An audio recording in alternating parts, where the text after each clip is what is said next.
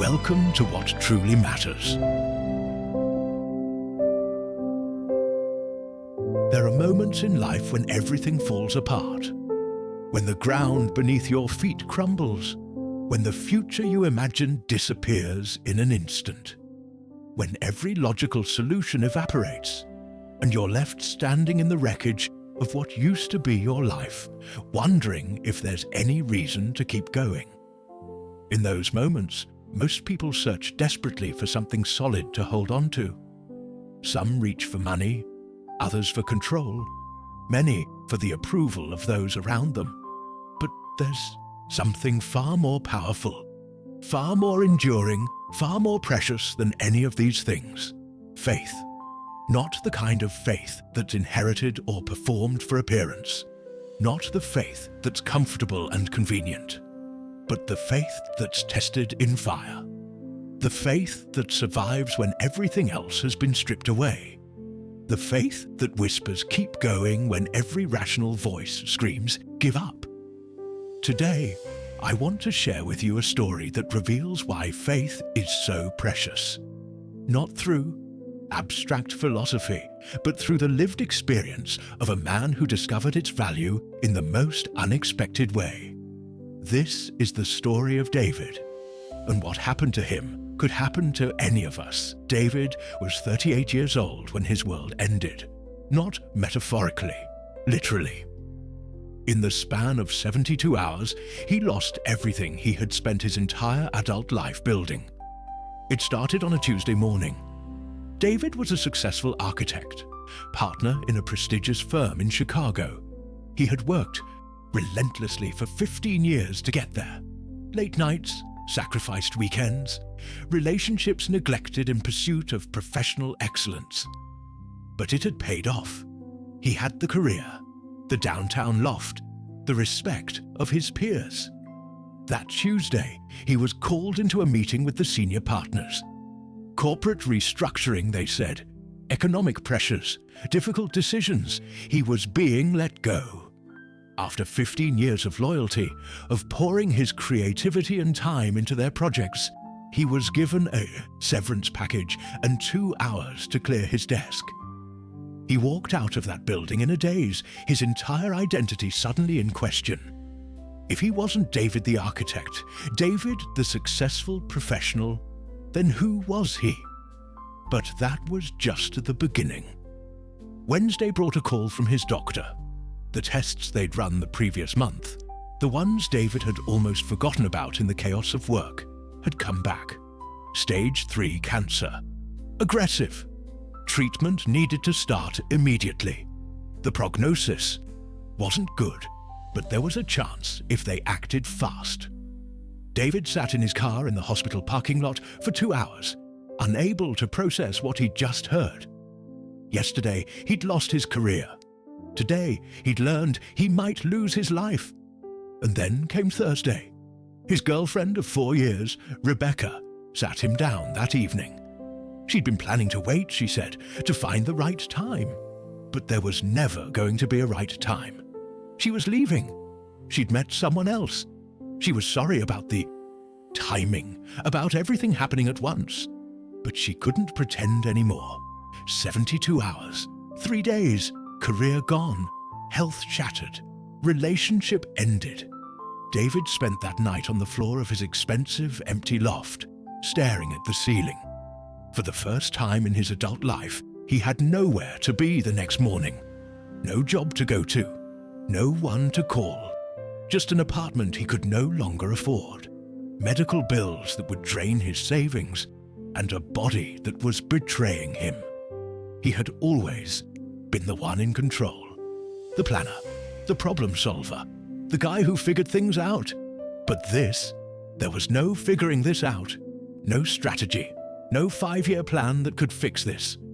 And in that moment of complete helplessness, something unexpected happened. He prayed. David hadn't prayed in years, maybe decades. He'd grown up with religion, sure, Sunday school, church on holidays, the familiar rituals. But somewhere along the way, as his career took off and his life got busy, faith had become irrelevant. something for people who needed emotional support, who couldn't handle life on their own terms. But now, lying on his floor at 3 in the morning, David didn't have any terms left to handle life on. The prayer wasn't eloquent, it wasn't theological, it was barely coherent. I don't know if you're there. I don't know if this matters, but I have nothing left. I can't do this alone. Please, just help me see a way through. He didn't expect an answer. He didn't expect thunder or visions or divine intervention. He just needed to say it out loud to something bigger than himself. What he got instead was silence. But somehow, in that silence, something shifted. The next morning, David woke up with an unexpected thought. He was still alive. Against all odds, despite everything that had happened, he had made it through the night. And if he could make it through one night, maybe he could make it through one more. That small thought became his lifeline. Treatment for the cancer began the following week. It was brutal. Chemotherapy ravaged his body in ways he'd never imagined. The nausea, the weakness, the hair loss, the complete exhaustion. It was like experiencing death in slow motion. But something strange was happening alongside the physical deterioration. Something he couldn't quite explain. In the hospital waiting rooms, between treatment sessions, David started talking to other patients. Real conversations. Not the superficial networking he'd perfected in his professional life, but genuine human connection with people who were also facing their mortality. There was Margaret, a 62-year-old grandmother with lung cancer, who somehow found reasons to laugh every single day. She told David that when you stop taking tomorrow for granted, today becomes almost unbearably precious. There was James, a young father of 2 battling leukemia, who said that cancer had taught him to love more honestly than he ever had when he thought he had all the time in the world. There was Sarah, who'd been given 6 months to live 3 years ago, and who spent her extended time volunteering, reading to children at the library, saying that faith wasn't about believing you'd be saved from death. It was about believing that life had meaning even in the face of it. These people, stripped of pretense, facing their ultimate vulnerability, radiated something David had never seen in the polished, successful people he'd spent his career around. They radiated peace. But yeah, happiness, exactly. Not denial, but a profound peace that came from somewhere deeper than circumstances. And slowly, painfully, David began to understand what they had that he'd been missing his entire life. Faith wasn't what he'd thought it was. It wasn't an insurance policy against bad things happening. It wasn't a magic formula that guaranteed success, health, or happiness. It wasn't even primarily about belief in specific doctrines or rituals. Faith was trust in the face of uncertainty. It was choosing to believe that your life has purpose even when you can't see it. It was the courage to keep going when every logical reason to quit is staring you in the face. It was finding meaning in the struggle itself, not just in the outcome. 6 months into treatment, David's savings were depleted. He'd had to sell his loft, move into a tiny studio apartment. Most of his friends from his old life had drifted away. Turns out, success is much more interesting to people than suffering. But he wasn't alone. The community he'd found in that hospital waiting room had expanded. He'd started attending a small church near his apartment, not because he had all his theological questions answered, but because he needed to be around people who understood that life was bigger than what you could achieve or accumulate. One Sunday, the pastor spoke about the difference between religion and faith. Religion, he said, is often about having all the answers, about certainty, about rules and rituals. Faith is about trusting in the questions, It's about moving forward even when the path isn't clear. David thought about his old life, how he'd needed to control everything, to have every detail planned, to never show weakness or uncertainty. How exhausting that had been, how lonely. And he thought about now, how he literally controlled nothing. Not his health, not his finances, not his future. And yet, somehow, he felt more at peace than he ever had in his corner office. The cancer treatment was working, but slowly. Scans showed the tumor shrinking. Not gone, but smaller. Progress, his doctor said, though they had a long road ahead. During this time, David did something he never would have done in his old life. He started volunteering. Despite his own weakness, despite having barely enough energy to get through each day, he began spending time at a homeless shelter, helping serve meals. A colleague from the church had invited him, and David's first reaction had been to laugh. "I'm barely surviving myself," he'd said. "What could I possibly offer anyone else?" But he went anyway, and discovered something profound. When you're at rock bottom, when you have nothing left to prove and nothing left to lose, you become truly present with other people's suffering. You stop trying to fix everything and just witness. Just be there. Just share the moment of common humanity. The men and women at that shelter didn't care that David used to be a successful architect. They didn't care about his credentials or his former status. They just appreciated that he showed up, that he looked them in the eye, that he treated them like human beings whose lives mattered. And in serving them, David found something he'd been searching for his entire life without knowing it. Purpose that didn't depend on personal success. Meaning that transcended his individual circumstances. One evening, after the dinner service, an older man named Robert approached him. Robert had been homeless for 7 years, had lost everything to addiction, had been written off by his family and society. "Can I tell you something?" Robert said. "I see you here every week. I know you're sick, I can tell, but you show up anyway. You know why that matters to me." David shook his head, because it tells me that even when life beats you down, there's still something worth getting up for. There's still something that matters more than your own pain. I've been trying to get sober for 3 years, keep failing, but watching you, it gives me faith that maybe I can do it. Maybe there's still purpose for me too. David drove home that night with tears streaming down his face. Not tears of sadness, but of profound realization. This was why faith was precious. Not because it made life easy. Not because it prevented suffering. But because it allowed suffering to have meaning.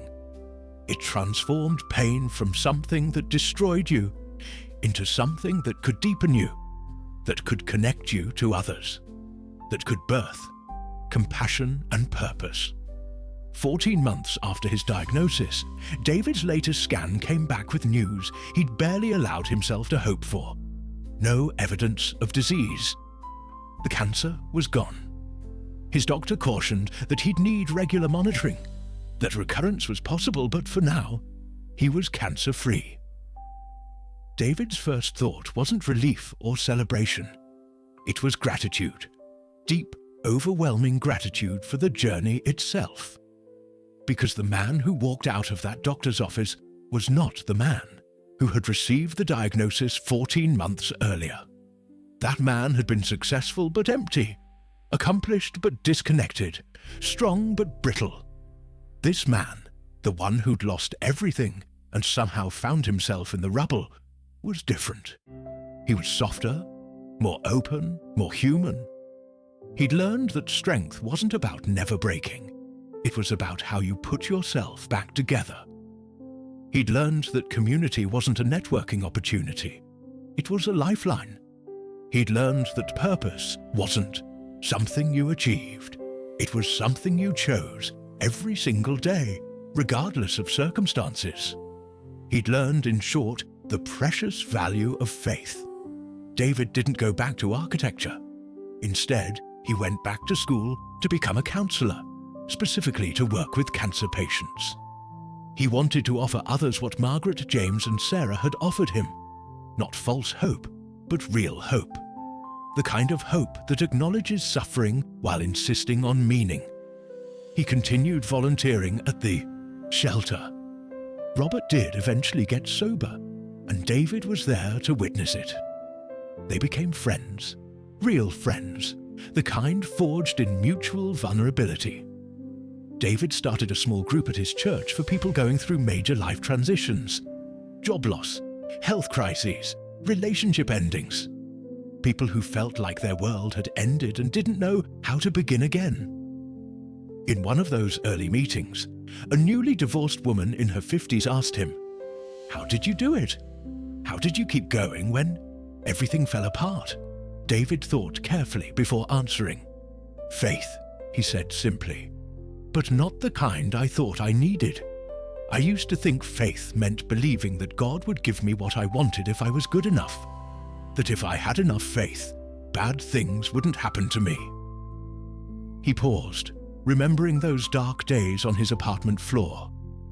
"I learned that faith is actually the opposite. Faith is trusting that even when the worst does happen, when you lose everything, when your plans crumble, when your body betrays you, your life still has meaning, that you're still held by something bigger than your circumstances, that the story isn't over just because this chapter is painful." "But how do you get that kind of faith?" she asked. David smiled sadly. "Usually by having everything else stripped away. Faith becomes precious when you discover it's the only thing that can't be taken from you." Years later, David would reflect on those 72 hours that destroyed his old life, and he would say with complete honesty that they were the best thing that ever happened to him. Not because the suffering was good. Suffering is never good. The cancer was terrible. The loss and fear and uncertainty were real and painful. But what suffering revealed, what it forced him to discover, was precious beyond measure. It revealed that he was stronger than he knew, but also that he didn't have to be strong alone. It revealed that success and status were hollow substitutes for authentic connection. It revealed that control was an illusion, and that surrender to something greater than himself wasn't weakness, but wisdom. Most importantly, it revealed that faith, real, tested, hard-won faith, was the foundation upon which a meaningful life could be built. Not a life free from suffering, but a life that could find purpose within and despite the suffering. Why is faith so precious? Because everything else can be taken from you. Your health, your career, your relationships, your possessions, your plans, your certainties. But faith, the deep trust that your life matters, that you're part of something bigger, that love and meaning are more fundamental than suffering and chaos, that can't be taken. It can only be abandoned or embraced. Faith is precious because it transforms how you experience everything else. It doesn't prevent the storm, but it anchors you within it. It doesn't eliminate pain, but it prevents pain from having the final word. It doesn't guarantee outcomes, but it promises that the journey has purpose. Faith is precious because it connects you to yourself, to others, to the divine, to meaning itself. In a world that constantly tries to isolate us, to make us compete, to convince us that we're on our own, faith insists on connection, on belonging, on mattering. Faith is precious because it gives you permission to be human, to struggle, to doubt, to fail, and to keep going anyway. Not because you're invincible, but because you're held by something. That is, David lives simply now. He'll never have the career success he once had. His health, while currently stable, requires constant vigilance. He drives an old car, lives in a modest apartment, will probably never retire comfortably. But when you talk to him, when you see the peace in his eyes, the genuine joy in his interactions, the depth of his presence, you understand that he's found something far more valuable than anything he lost. He's found faith, real faith, tested faith, the kind that's forged in fire and comes out as gold. And that, he'll tell you with absolute conviction, is the most precious thing a human being can possess. If you've made it this far in David's story, something in it has resonated with you. Maybe you're in your own valley right now. Maybe everything is falling apart, and you're wondering if there's any point in keeping going. Or maybe you're like David was, successful, accomplished, but sensing that something essential is missing, that all your achievements haven't filled the emptiness inside. Wherever you are, I want you to know this. Faith isn't something you have to manufacture. It's not about forcing yourself to believe things that don't make sense. It's not about denying your doubts or pretending everything is fine when it isn't. Faith is simply the choice to trust that your life has meaning even when you can't see it. To believe that you matter even when you feel insignificant. To keep moving forward even when the path is dark. And that faith, that precious, unshakable, transformative faith, often comes not in the mountaintop moments, but in the valleys. Not when everything is going right, but when everything is falling apart. Because that's when you discover what truly matters, what truly lasts, what can never be taken away. If this story touched something in you, if it helped you see your own struggles in a new light, if it gave you even a small measure of hope or courage, please give this video a like. Every like helps this message reach more people who need to hear it, more hearts that are searching for meaning in the midst of suffering. Subscribe to this channel if you haven't already. Here, we share stories that speak to the soul, stories of hope, love, forgiveness, and transformation. Because even in life's darkest moments, there's always a reason to believe. Share this video with someone who needs it. Maybe it's someone going through their own crisis. Maybe it's someone who seems to have everything, but feels empty inside. Maybe it's simply someone who needs to be reminded that faith isn't weakness. It's the strongest thing we have. And please, leave a comment below. Tell me, have you experienced a time when faith was the only thing that got you through? Are you in that place right now? What does faith mean to you? This channel exists because of people like you who find value in these stories. Stories that remind us that we're not alone, that suffering can have meaning, that faith is real and precious and available to anyone who reaches for it. Thank you for being here. Thank you for your time. Thank you for your openness to these truths that matter most. Remember, faith is precious not because it makes life easy, but because it makes life meaningful. Not because it prevents suffering, but because it transforms suffering into something that can deepen us, connect us, and ultimately redeem us. In a world that tells you your value is in what you achieve, faith whispers that your value is in who you are. In a world that insists you must be in control, faith invites you to surrender.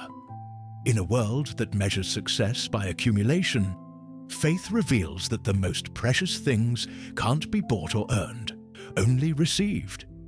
And you, what truly matters to you,